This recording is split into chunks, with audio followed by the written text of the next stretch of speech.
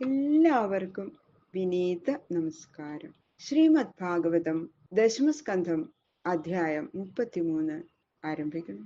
ഓം നമോ ഭഗവതേ വാസുദേവായ. ഈ അധ്യായത്തില് ഗോപസ്ത്രീകളും ഭഗവാനും കൂടിയുള്ള രാസലീലയെ വർണ്ണിക്കുകയാണ്. അതിമനോഹരമായ അവരുടെ രാസലീല ഫലസമൃദ്ധങ്ങളായ വൃക്ഷങ്ങളാലും പുഷ്പങ്ങൾ നിറഞ്ഞ വള്ളികളാലും ഏറ്റവും ശോഭിക്കുന്ന ആ വൃന്ദാവനം, കാളീന്തിയുടെ ഓളങ്ങളാകുന്ന കൈകളാൽ ശുദ്ധീകരിച്ച കാളീന്തി പുളിനത്തിലെ പച്ച കർപ്പൂരം പൊടിച്ചു വിതറിയ പോലെയുള്ള ആ വെള്ള മണത്തിട്ടില് ശ്രീകൃഷ്ണ ഭഗവാനും ഗോപികളും ശോഭിക്കണം. ചന്ദ്രന്റെ പൂനിലാവ് അവരെ ഉലകം കൊള്ളിച്ചു. സുഗന്ധത്തെ വഹിച്ചുകൊണ്ട് മന്ദമാരുതൻ വീശിക്കൊണ്ടിരുന്നു. രാസലീലയ്ക്ക് വിളക്ക് വെച്ച പോലെ ആകാശത്തില് പൂർണ്ണചന്ദ്രൻ നക്ഷത്രങ്ങളോടുകൂടി ശോഭിച്ചു.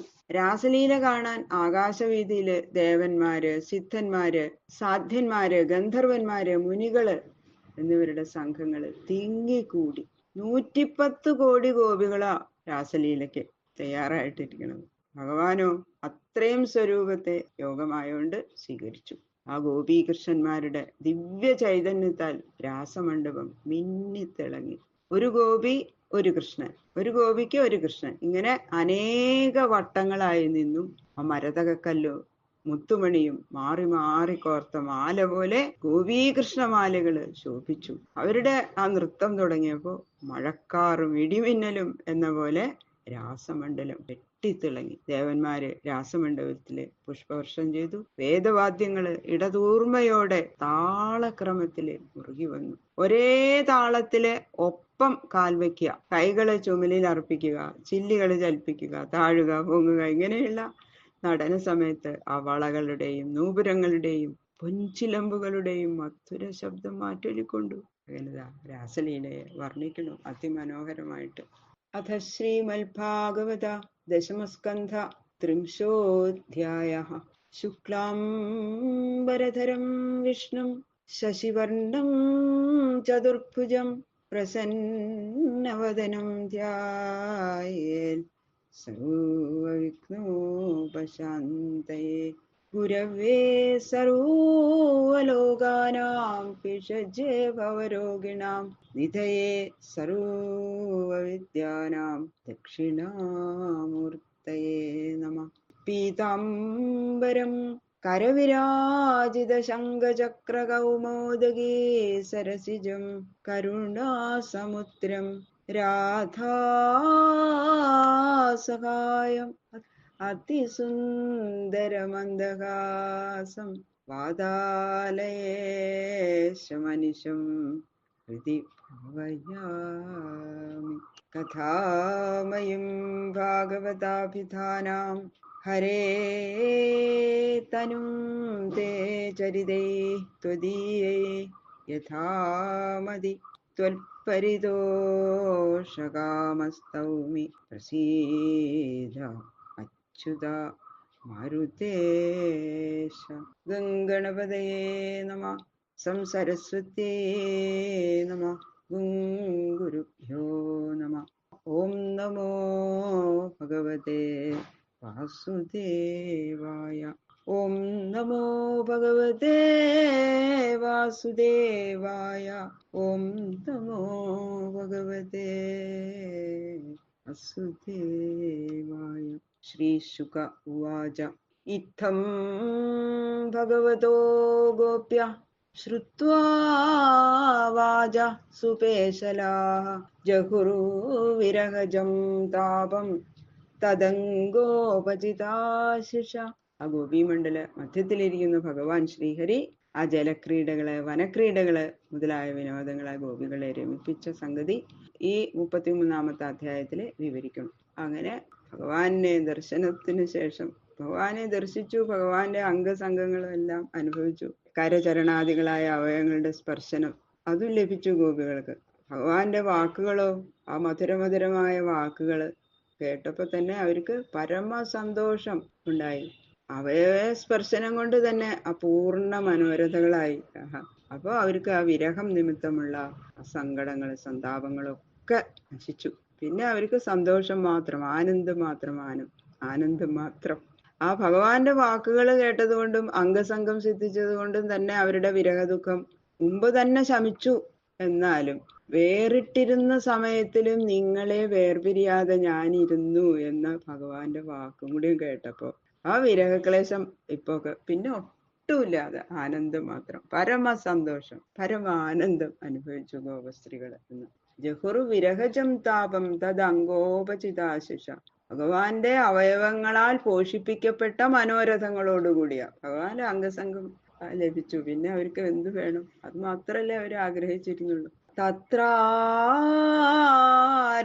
ഗോവിന്ദോ രാസക്രീഡാം അനുവ്രതൈ സ്ത്രീരത്നേ അന്വിത പ്രീതൈ അന്യോന്യാബദ്ധബാഹുഭി.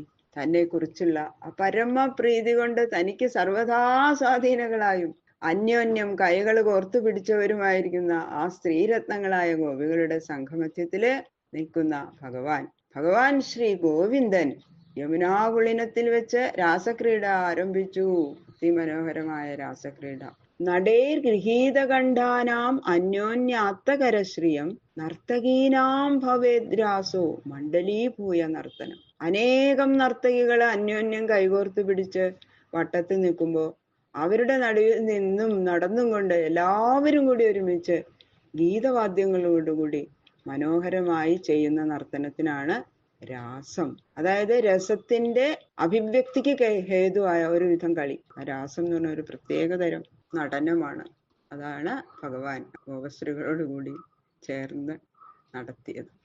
രാസോത്സവ സംപ്രവൃത്തോ ഗോപീ മണ്ഡലമണ്ഡിത യോഗേശ്വരേണ കൃഷ്ണേന താസാം മധ്യേ ദ്വയോർദ്വയോഃ പ്രവിഷ്ടേന ഗൃഹീതാനാം കണ്ഠേ സ്വനികടം സ്ത്രീയ. ആ ഗോപികളോട് ചേർന്ന് രാസക്രീഡ നടത്തിയതിന് അഭിനയരൂപേണ കവി വർണ്ണിക്കുകയാണ്. അതിമനോഹരമായിട്ട് വർണ്ണിക്കുന്നു. ഒരു ഗോപസ്ത്രീ വലത്തുഭാഗത്തില്, മറ്റൊരു ഗോപസ്ത്രീ ഇടത്തുഭാഗത്ത്. അവരുടെ കണ്ഠത്തെ ഓരോ കൈകളാൽ ആലിംഗനം ചെയ്തുകൊണ്ട് കൃഷ്ണൻ. രണ്ടുപേരെയും ഓരോ കൈ കൊണ്ട് ഇങ്ങനെ ആലിംഗനം ചെയ്തുകൊണ്ട് നടുക്ക് നിൽക്കണം ഭഗവാൻ. ഇങ്ങനെ ഈ രണ്ട് ഗോപികളുടെ നടുവിൽ ഓരോ കൃഷ്ണൻ ഉണ്ടായിരുന്നു. അപ്പൊ എന്താ, ശ്രീകൃഷ്ണൻ എന്നെ മാത്രം ആലിംഗനം ചെയ്തു എന്ന് എല്ലാവരും വിചാരിച്ചു. ആ ഗോപസ്ത്രീകള്. ഒരു ഗോപി ആ ഗോപസ്ത്രീയുടെ അടുത്ത് കൃഷ്ണൻ നിൽക്കണുണ്ട് എന്നല്ലാതെ ആ മറ്റേ ഗോപസ്ത്രീയുടെ സമീപത്ത് കൃഷ്ണൻ നിൽക്കണ്ടെന്നുണ്ടെന്ന് ഈ ഗോപസ്ത്രീ കാണുന്നില്ല. ഇതെങ്ങനെയാ സംഭവിച്ചത്? അനന്തശക്തിമാനായ ഭഗവാൻ തന്റെ യോഗമായ വൈഭവത്താൽ എല്ലാവർക്കും അങ്ങനെയുള്ള ഒരു മറവ്, അഭിമാനം ജനിപ്പിച്ചു. എല്ലാവർക്കും എന്നെ മാത്രം ആരെങ്കിലും ചെയ്തു, മറ്റൊരാൾ കാണുന്നേ ഇല്ല. അത് എന്താല്ലേ ഭഗവാന്റെ വൈഭവം. ഇങ്ങനെ തന്നാൽ കണ്ടാശ്ലേഷം ചെയ്യപ്പെട്ട ഗോപികളുടെ മണ്ഡലത്താൽ ഏറ്റവും ശോഭിക്കപ്പെടുന്ന രാസക്രീഡാ മഹോത്സവം ഗോപീ മധ്യഗതനും യോഗേശ്വരനുമായ കൃഷ്ണനാൽ നടത്തപ്പെട്ടു. യം മന്യേരന്നഭസ്താവത് വിമാനശതസങ്കുലം ദിവൗകസാം സദാരാണാം ഔത്സുക്യാപഹൃതാത്മനാം. ഭഗവാൻ ഇപ്രകാരം രാസക്രീഡ ആരംഭിച്ചപ്പോ അത് കാണണം എന്നുള്ള ഔത്സുക്യം വർദ്ധിച്ചതുകൊണ്ട് ദേവന്മാര് ഭാര്യമാരോടുകൂടി വന്ന വിമാനങ്ങൾ കൊണ്ട് ആകാശം അങ്ങോട്ട് നിറഞ്ഞു എന്നാ പറയണം. നിറയെ വിമാനങ്ങൾ, എല്ലാ വിമാനത്തിലും നിന്ന് കാണുകയാണ് രാസശക്തി. എന്തൊരു ആശ്ചര്യം, എന്തൊരു അത്ഭുതം! ഇങ്ങനൊന്നും അവര് ഇതിനു മുമ്പ് കണ്ടിട്ടില്ല. അതാണ് ഭഗവാൻ ഗോപസ്ത്രീകൾക്ക് മാത്രമായിട്ട് കൊടുത്ത ഒരു പ്രത്യേക ക്രീഡയാണ് രാസക്രീഡ. തതോ ദുന്ദുഭയോ നേതു നിവേദു പുഷ്പവൃഷ്ടയാ ജഗുർഗന്ധർവപദയാ സസ്ത്രീകാസ്തദ്യശോമലം. രാസലീല ആരംഭിച്ചപ്പോ ദേവന്മാര് അവരുടെ വാദ്യങ്ങളായ ദുന്ദുഭികൾ മുഴക്കി പുഷ്പവർഷം ചെയ്തു. വിശ്വാസു മുതലായ ഗന്ധർവശ്രേഷ്ഠന്മാര് ശ്രവണമാത്രത്തിൽ പാപകരമായ ഭഗവാന്റെ വീര്യാതിശയാദി മഹാത്മ്യങ്ങളെ കുറിച്ച് ഭാര്യമാരൊരുമിച്ച് പാടി. ഗന്ധർവന്മാരാണല്ലോ ഏറ്റവും നന്നായിട്ട് ഗാനം ആലപിക്കുന്നത്. ഇവരിങ്ങനെ ഭഗവാന്റെ ഗുണഗണങ്ങളെ കുറിച്ച് ഇങ്ങനെ അതിമനോഹരമായിട്ട് പാടിക്കൊണ്ട് ഭഗവാന് നർത്തനത്തിനുള്ള സ്ഥലത്തില് ബഹുവിധ മനോഹര പുഷ്പങ്ങള് ദേവന്മാരാണ്ട് പരത്തി. പുഷ്പങ്ങളുടെ മീതെ നിന്നിട്ടാ ഭഗവാനും ഗോപസ്ത്രീകളും രാസം നടന്നത്. ദേവലോകത്തെ പുഷ്പങ്ങൾ, അതിസുഗന്ധവും മനോഹരമായിട്ടുള്ള പുഷ്പങ്ങൾ. അങ്ങനെ സൗരഭ്യത്താൽ അധികം ആഹ്ലാദിപ്പിച്ചു. അതാണ് ആ സുഗന്ധം അവിടെ മുഴുവനും അങ്ങോട്ട് പരക്കുമ്പോ തന്നെ അവരുടെ അല്ലെ രാസക്രീഡയ്ക്ക് മാറ്റ് കൂടും. വലയാനാം നൂപുരാണാം കിങ്കിണീനാഞ്ച യോഷിതാം സപ്രിയാണാമഭൂം ശബ്ദ തുമുലോ രാസമണ്ഡലേ. രാസമണ്ഡലത്തിൽ തന്നെ രാസപോഷകമായ ശബ്ദം നിറഞ്ഞിരുന്നു എന്ന് പറയുന്നു. പ്രിയനായ ശ്രീകൃഷ്ണനോട് ചേർന്നിരിക്കുന്ന ഗോപികളുടെ കൈകളിലും കാലുകളിലും അരകളിലും ധരിച്ചിരിക്കുന്ന വള മുതലായിട്ടുള്ള ചെലമ്പുകള്, അരമണി എന്നീ ആഭരണങ്ങൾ തമ്മിൽ മുട്ടിയുണ്ടാകുന്ന ശബ്ദം രാസമണ്ഡലത്തിൽ അങ്ങോട്ട് നിറഞ്ഞു.